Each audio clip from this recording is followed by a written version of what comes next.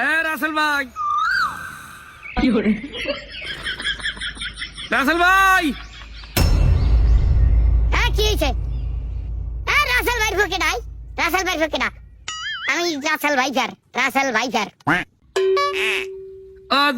যাই হোক রাসেল ভাই, আপনি তো পুরো বাংলাদেশে ভাইরাল।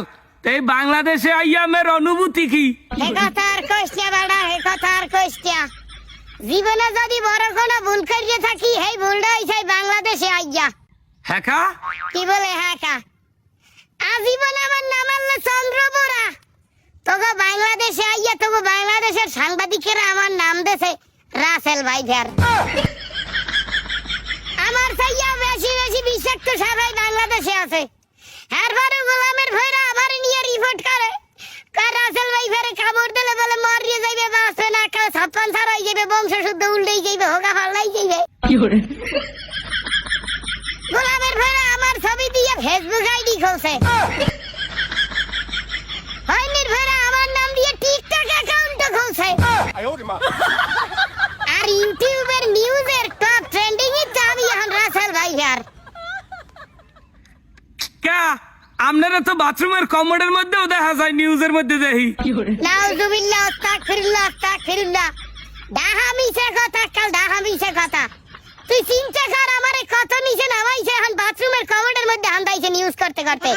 আর কিছুদিন পর হুনবি রাসেল ভাইজার করবে সংবাদ সম্মেলন। তার কিছুদিন পর হুনবি রাসেল ভাইজার করবে ইলেকশন, ঢাকা 14 আসনে এমপি ইলেকশন করবে রাসেল ভাইজার।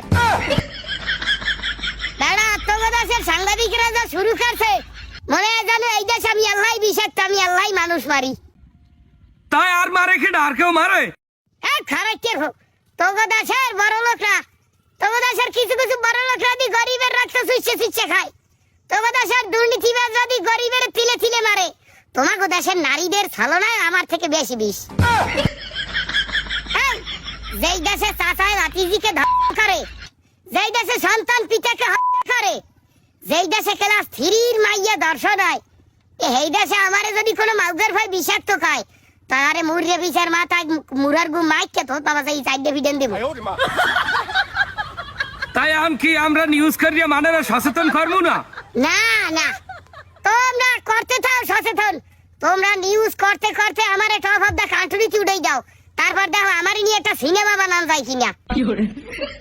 এই সারা আর তোকে কোনো কাজ আছে? তোমার কাজ আছে কি? তোরা খালি এই করবি। সাধারণ মানুষ কুমনে মরলো, কেডা নির্যাতিত হইলো, হার চাইয়াও জরুরি রাসেল ভাইজার।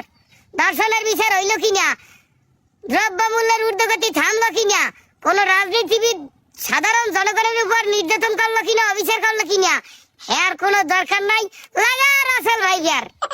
আহা, একামন কথা কন, আপনি একামন কথা কন। ভালো কইছেন, আপনি যা কইছেন মগদাসের ভালো বুদ্ধিজীবীরাও জানে না, এরকম বুদ্ধিমুখ ভালো বুদ্ধিজীবী মাথায়ও নাই। হ্যাঁ তাই আপনি রাসেল ভাই আপনি ভালো কথা কইছেন। আপনি দেশে থাকিয়ে যান, আপনার যত মন চায় বাচ্চা জন্মগ্রহণ করান, দেশে বিস্তার লাভ করান। এই দেশ আপনার নামে লিখে দিলাম, জান থাকেন।